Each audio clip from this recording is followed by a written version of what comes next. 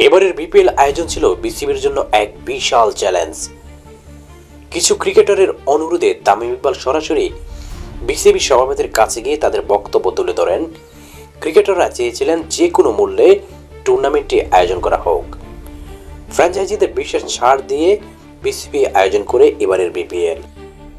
Wicket ভালো ছিল, run প্রচুর হয়েছে, দর্শকেরও আগ্রহ ছিল চোখে পড়ার মতো।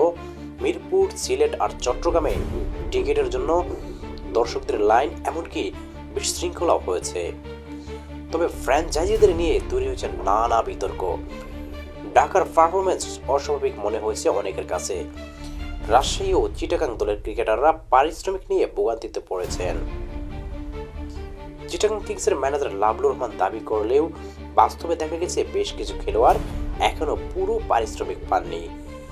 এমনকি শ্রীলঙ্কার পেসার বিনুরা ফার্নান্দো পারিশ্রমিক না পেয়ে মাঠে নামেননি এবং দেশে ফিরে গেছেন, এমন সংবাদও পাওয়া গেছে। সবচেয়ে বেশি বিতর্ক তৈরি করেছে রাজশাহী ক্রিকেটারদের চেক বাউন্স থেকে শুরু করে মাঠের বাইরের আলোচনা।